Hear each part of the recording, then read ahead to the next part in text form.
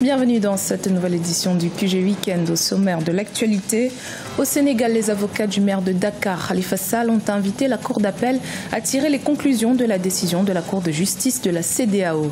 Ils demandent sa libération immédiate. Rappelons que son procès en appel doit s'ouvrir ce lundi 9 juillet. Le gouvernement camerounais a mis en place une centrale des risques pour les établissements de microfinance. Elle vise à sécuriser l'octroi des crédits par une mise à disposition d'informations. Et puis le milliardaire nigérian Aliko Dangote a entrepris un challenge important, celui de résoudre les problèmes énergétiques du Nigeria. L'homme le plus riche d'Afrique investit dans la construction d'une raffinerie de pétrole dans son pays. Les travaux se termineront en décembre 2019. Les avocats du maire de Dakar souhaitent la libération immédiate de Khalifa Sall et ses 5 autres prévenus. À 24 heures de l'ouverture du procès en appel, ils invitent la Cour d'appel à tirer les conclusions de la décision de la Cour de justice de la CEDEAO. Elle avait déclaré le 29 juin que les droits de Khalifa Sall avaient été violés dans l'affaire de la caisse d'avance de la mairie de Dakar. Reportage de notre correspondant El Djindjaï. Face à la presse, vendredi 7 juillet 2018, les avocats de Khalifa Sall sont revenus sur le verdict rendu par la Cour de justice de la CEDEAO. L'institution a condamné l'État du Sénégal dans l'affaire du maire de Dakar, Khalifa Sall, qui a été condamné à 5 ans de prison ferme pour motif de détournement de deniers publics. Selon le ministre de la Justice et garde des Sceaux, la Cour de la CEDEAO ne s'est pas prononcée sur les questions de fond, mais seulement de procédure. Monsieur le ministre de la Justice est professeur de droit constitutionnel. Nous sommes des professionnels du droit judiciaire. Et je suis en matière de droit judiciaire. Droit judiciaire dont l'objet est limité pour la Cour de la CEDEAO, dont l'objet est limité pour la Cour de l'OHADA, dont les objets sont limités pour les cours qui siègent au Sénégal. Maintenant, la question qui se pose est celle-ci. Qu'est-ce qui a été jugé ? Ce n'est pas si c'est exécutoire ou non, si c'est national ou non. Toute personne qui dit le contraire dit des choses fausses. Les avocats du maire de Dakar, Khalifa Sall et compagnie, n'ont pas manqué une nouvelle fois de juger arbitraire la détention du maire de Dakar. Ceux qui sont à l'origine de la détention, responsables de la détention, ont leur responsabilité pénale engagée déjà. Que ceux qui avaient le pouvoir d'y mettre fin ont leur responsabilité pénale engagée. Ils encourent la condamnation, des poursuites et la dégradation civile. Les avocats du maire de Dakar ordonnent la libération immédiate de Khalifa Sall et des 5 autres prévenus. En outre, ils demandent la liberté provisoire à la Cour d'appel de Dakar. Au Cameroun, pour sécuriser l'octroi du crédit aux agents économiques, le gouvernement a mis en place une centrale des risques pour les établissements de microfinance. La structure fonctionnelle depuis le 21 juin a commencé à enregistrer ses premières inscriptions. Les détails avec Corinne Kamse. Au Cameroun, la centrale des risques pour les établissements de microfinance est fonctionnelle depuis le 21 juin 2018. Elle est déjà alimentée par 98 structures financières, soit 14 banques, 8 établissements financiers publics et 76 microfinances de deuxième catégorie, selon le ministère des Finances. Le système imparfait a créé ce qu'on appelle une cavalerie d'endettement, des clients qui empruntent dans la première banque pour payer la deuxième et rentrent dans un cycle et à la fin, c'est l'insolvabilité. En 2017, les établissements de microfinance totalisaient 3 millions de comptes contre 2 millions seulement dans le secteur bancaire. Pour cette même année, ces établissements traînaient aussi des créances de 106 milliards de francs CFA.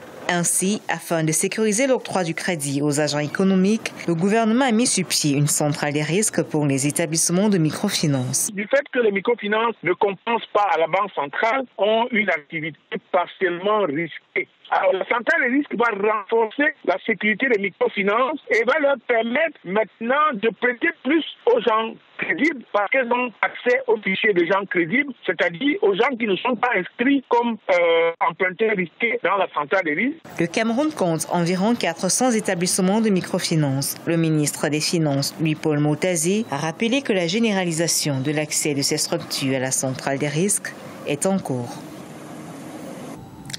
Le milliardaire nigérian Aliko Dangote construit une raffinerie de pétrole d'une capacité de production de 650 000 tonnes. Avec un coût global de 10 milliards de dollars, l'homme d'affaires espère ainsi répondre aux besoins en carburant de la nation la plus peuplée d'Afrique. Cheikh Omar Bandaogo.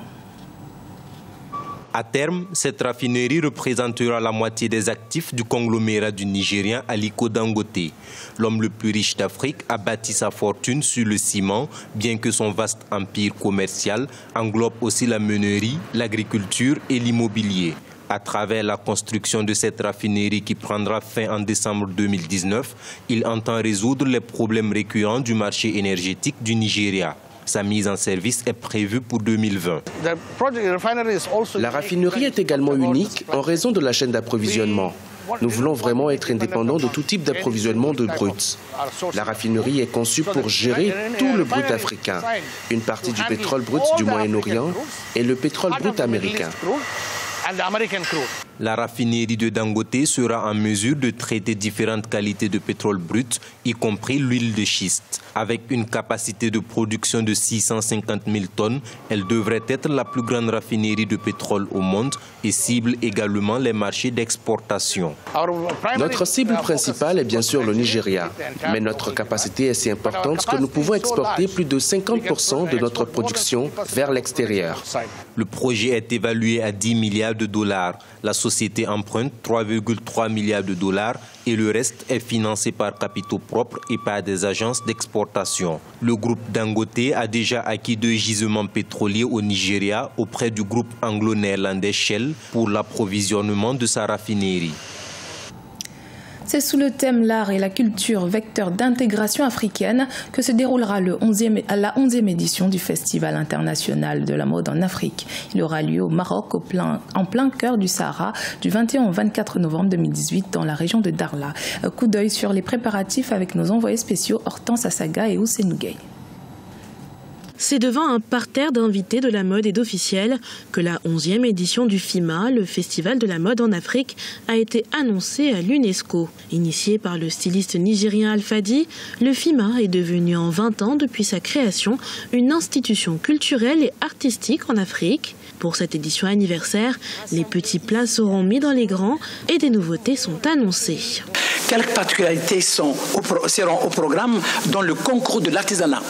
Voilà, depuis la dernière édition, nous avions initié une mise en compétition des talents locaux en matière de maroquinerie, de bijouterie, de tissage, afin de créer un cadre d'épanouissement et de promotion pour les artisans qui représentent la frange essentielle des métiers connexes de la mode de notre continent. C'est donc au Maroc, à Darla, qu'aura lieu cette 11e édition qui célébrera l'art et la culture, vecteur d'intégration africaine, une coopération sud-sud chère à l'initiateur de cette manifestation qu'il a toujours voulu panafricaine. Le continent africain a besoin de donner une dignité à la mode, à la culture, à la création. Aujourd'hui, on ne peut pas laisser nos enfants aller mourir en mer. Aujourd'hui, on est obligé de pouvoir stabiliser nos jeunes, les former, les éduquer. Et la mode est un outil conséquent et considérable pour la mode africaine.